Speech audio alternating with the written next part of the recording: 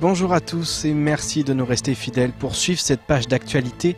À la une de ce journal, les assoiffés de Mayotte attendent un signe de vie du président du Siam, Moussa Mohamadi Bavi. En attendant, il campe quotidiennement devant les portes d'un syndicat des eaux cadenassées. Mais avant de développer ce sujet, je vous propose de regarder les titres de ce jeudi 21 décembre. Les problèmes d'acheminement d'eau vers le centre et le sud de l'île se poursuivent. Et alors que le président du Siam reste injoignable, l'association des assoiffés de Mayotte maintient son siège devant le syndicat. Nous sommes allés à leur rencontre afin de faire le constat d'une situation qui ne fait que stagner. L'Institut d'émission des départements d'outre-mer a rendu public hier son analyse sur l'économie bleue. Mais qu'est-ce que cette forme d'économie? Quels sont les atouts, les défis et les potentiels de développement spécifiques à l'île? Vous le saurez au cours de votre journal. Direction Port-Ouani à la fin de ce journal, où nous avons rencontré Soulaïmana Balaachi, agriculteur de canne à sucre, à ses heures perdues. Son objectif, produire une boisson 100% à base de saccharome et remettre au goût du jour une culture en voie de disparition. Reportage. Qui a dit qu'il fallait être nombreux pour se faire entendre? Sûrement pas les membres de l'association des assoiffés du Sud. Depuis 4 jours, ils tentent désespérément d'entrer en contact avec le président du Siam. Moussa Mohamadi Bavi est injoignable, mais pour l'heure le mouvement tient bon. Si la direction persiste à faire la sourde oreille, les assoiffés comptent remonter l'affaire au niveau des élus concernés, eux aussi, par les problèmes liés à la distribution d'eau potable sur le territoire. Plus d'informations dans ce sujet signé Bastien Sabouret. Mais où est donc le président du Siam? Voilà maintenant près d'une semaine que l'association des assoiffés de Mayotte cherche à le joindre afin d'obtenir des explications sur les nombreuses coupures d'eau qui touchent le centre et le sud de Mayotte ces derniers mois. Devant le syndicat On Veille, si M. Bavi venait à rentrer dans son bureau, il serait immédiatement interrogé. M. Bavi est porté disparu. Et nous, représentants des usagers, nous sommes restés orphelins. Parce que M. Bavi, étant le président du Siam, est censé apporter des réponses à tout ce qui a de rapport avec la gestion de l'eau. Un appel au rassemblement a été émis par les assoiffés. Malheureusement, très peu de personnes ont fait le déplacement hier. Ce matin, c'est encore pire. Seule une petite poignée de personnes sont présentes devant le Siam. Il n'y a pas beaucoup de monde jusqu'aujourd'hui, effectivement. Mais le peu de monde qui est là, il sait c'est quoi ce qu'il veut. La porte a été bloquée, les bureaux sont vides. Si le président du Siam ne veut toujours pas répondre, c'est sur les maires des 17 communes et le conseil départemental que les assoiffés comptent s'appuyer. Il faudrait saisir les maires. Les maires ne peuvent pas du tout se disassocier par rapport à cette obligation de fournir la population de l'eau potable dans les foyers. De notre côté, impossible également de joindre M. Bavi. Si les maires ne réagissent pas non plus, il reste une alternative, demander de l'aide à la préfecture. Si aucun moyen de négocier n'est trouvé, ce sera au tribunal administratif de trancher. La France dispose du 2e domaine maritime au monde, derrière les États-Unis, ce qui représente un atout géopolitique et économique majeur, en grande partie rendu possible grâce aux Outre-mer, qui concentrent 97% des surfaces maritimes françaises. Mayotte, quant à elle, bénéficie d'un environnement maritime conséquent, avec une zone économique exclusive de 74 000 km² et un des plus grands lagons du monde. Pourtant, l'économie bleue est loin d'être exploitée au maximum de son potentiel, d'après l'analyse de l'Institut d'émission des départements d'outre-mer. Focus sur les atouts, les défis et les potentiels de développement spécifiques à Mayotte dans ce reportage signé Adèle Laurent. À l'heure où l'Europe, l'Amérique, l'Asie et l'Afrique s'intéressent à l'économie bleue, la France a invité en octobre dernier ses outre-mer à entrer dans la danse. Mais au fait, l'économie bleue, qu'est-ce que c'est et que représente-t-elle sur l'île? C'est un domaine très vaste au départ, ça concerne toute activité liée à la mer. Donc ça peut être le transport maritime, la pêche, l'aquaculture, les activités liées à l'activité portuaire, les activités de recherche sur la biodiversité. Après, à Mayotte, quand on parle d'économie de la mer, l'activité est assez vite limitée. On est surtout sur l'activité portuaire et les activités de pêche. On a un peu d'aquaculture qui malheureusement est pas mal en difficulté depuis plusieurs années. En effet, à l'heure actuelle, cette branche de l'économie reste marginale, comme en atteste son poids relativement faible dans l'environnement économique et bancaire, où le secteur représente seulement 2,3% des entreprises de l'île. Lagon exceptionnel, position stratégique attractive, zone économique exclusive conséquente. À l'avenir, l'économie bleue pourrait devenir un réel avantage pour l'île et pourrait permettre de créer de la richesse et de l'emploi. Daoula Bali Sharif nous en dit plus sur les potentialités à exploiter sur l'île Hippocampe. Tout ce qui est lié à l'activité touristique, tout ce qui est lié à l'aquaculture qui est quelque chose à développer, à consolider, à organiser surtout. À organiser pour que ce soit une activité qui puisse créer de la richesse, pour que ce soit une activité qui puisse créer des emplois et que ce soit surtout une activité pérenne.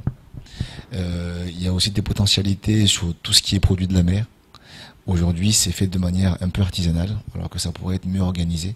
Quand on parle de produits de la mer, on pense effectivement à la pêche, mais pas que. Il y a tout ce qui est également les produits qu'on appelle communément les fruits de mer, qui sont une activité assez importante aux Seychelles et à l'île Maurice, par exemple, qui pourrait être une activité assez importante. Il y a aussi l'activité portuaire, qui s'est beaucoup développée à Mayotte sur les dernières années et qui peut tendre à être consolidé. De nombreux défis pour un secteur prometteur à structurer qui pourrait bien contribuer à un développement périn de l'île. Le 25 décembre prochain, tous les chrétiens du monde vont fêter la naissance de Jésus, moins d'un mois après Maolida, qui célèbre celle de Mahomet. À Mayotte, si le territoire est très majoritairement musulman, Noël est une fête qui dépasse le cadre de la religion, comme l'ont prouvé ce matin El Mamouni Mohamed Nassur et le Père Bienvenu. Ces deux représentants religieux se sont retrouvés sur le plateau de la matinale afin de rappeler que les différences qui existent entre les religions n'ont pas pour vocation de séparer les êtres humains. Écoutons les propos de l'ancien porte-parole du Grand Cadi au micro de Samuel Bocher et Florent Forestier. Il est dit dans le Coran que les croyants sont des frères. On n'a pas dit les musulmans sont des frères, mais on a dit innamal mu'minina ikhwa. C'est-à-dire tous les croyants, n'est-ce pas, monothéistes sont frères. C'est extraordinaire.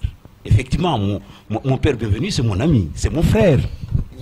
Et vous aussi, nous sommes en fait des frères, parce que nous venons tous d'Adam. Pourquoi le lien est fait? Parce que Jésus, c'est un symbole. Un symbole de quoi? De la puissance divine, de la volonté divine, de cette volonté que Dieu peut en principe créer, faire ce qu'il a envie de faire. Jésus, Isa ibn Maryam, est devant Dieu comme Adam est devant Dieu. Parce qu'en fait, Adam a été créé par la volonté de Dieu à partir de la poussière. Et qu'il reviendra, et qu'il est revenu donc à la poussière. Je vous propose maintenant de faire un petit tour du reste de l'actualité de ce jeudi 21 décembre. Près d'1,5 million de jeunes demeurent sans emploi ni qualification en France en 2017. Par ailleurs, environ 5000 jeunes sans qualification arrivent sur le marché du travail à Mayotte chaque année.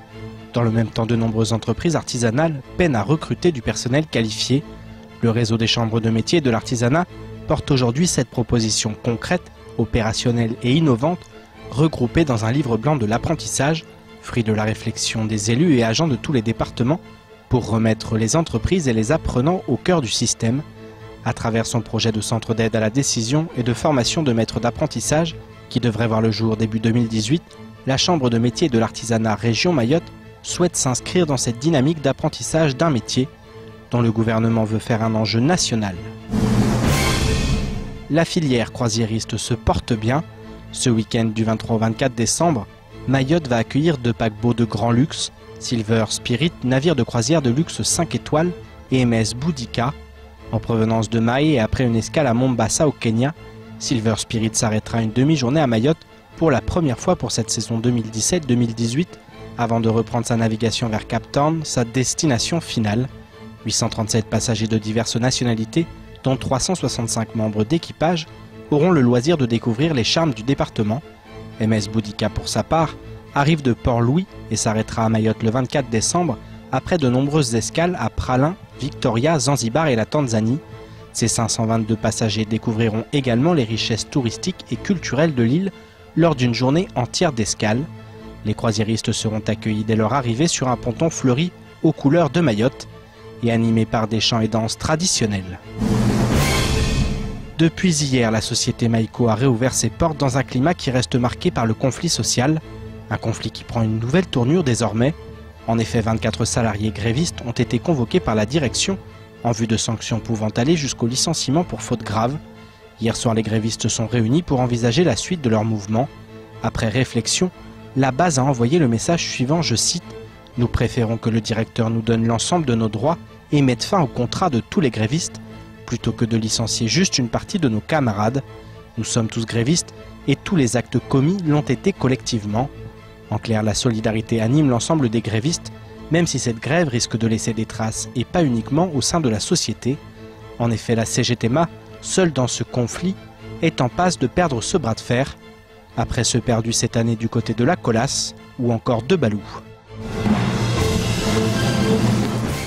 En cette période de fête de fin d'année, vous vous demandez sûrement quelle boisson pourrait bien accompagner vos repas, et pourquoi pas un jus à base de fruits 100% pays, classiques comme à la mangue, ananas ou bien encore tamarin.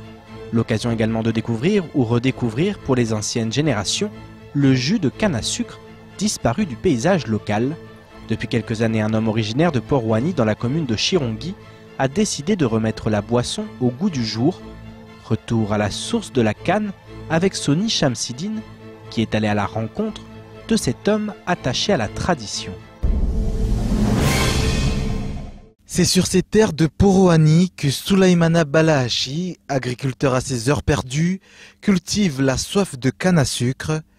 Depuis 3 années, cet agent du conseil départemental a décidé de produire une boisson 100% à base de saccharum, avec comme volonté de remettre au goût du jour une culture en voie de disparition. C'est une passion. C'est une passion et c'est une tradition parce que moi, issu d'une famille paysanne, à l'époque, mes grands-parents, mes parents, ils vivaient d'agriculture. Et puis bon, à leur âge, ils sont des ans passés, donc moi, je prends un peu le relais.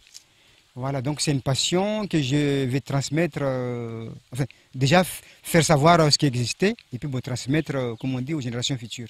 Un jus de canne réalisé grâce à l'exploitation d'une 60aine de touffes. Arrivé à l'atelier de production à son domicile, plusieurs étapes avant la finalisation. Nettoyage, grattage avant pressage.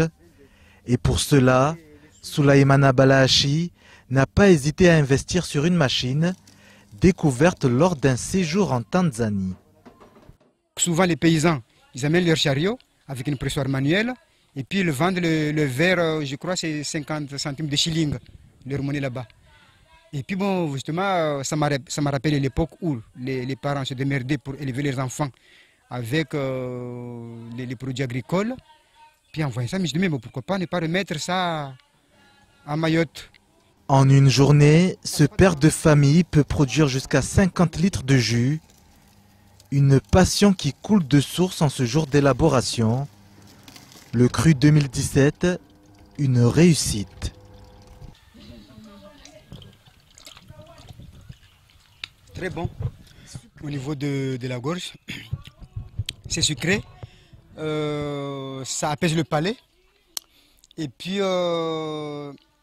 c'est la meilleure boisson, surtout en saison chaude comme ça, où on transpire beaucoup, on a beaucoup soif. Donc ça étanche la soif. Et avec ses multiples bienfaits pour la santé, ce ne sont sûrement pas ses principales admiratrices au quotidien qui le contrediront. Délicieux, ça a des sucres, Ça peut donner des vitamines et ça donne des forces. C'est très bon le jus de tonton. C'est très bon et c'est très sucré. C'est qui fait les meilleurs jus de canne à sucre au monde? C'est papa. Désormais, l'ambition de Souleymana Balahachi, remettre la canne à sucre au devant de la scène sur l'île aux parfums, par le biais de grandes fêtes autour de cette grande graminée. C'est ainsi que s'achève ce 19h, retour de l'actualité dès demain matin, avec la matinale de Kwesi en direct dès 6h. En attendant, ne ratez rien de l'information locale sur le site internet l'infokwesi.fr. Excellente soirée sur KTV et à demain pour une nouvelle édition de votre JTM.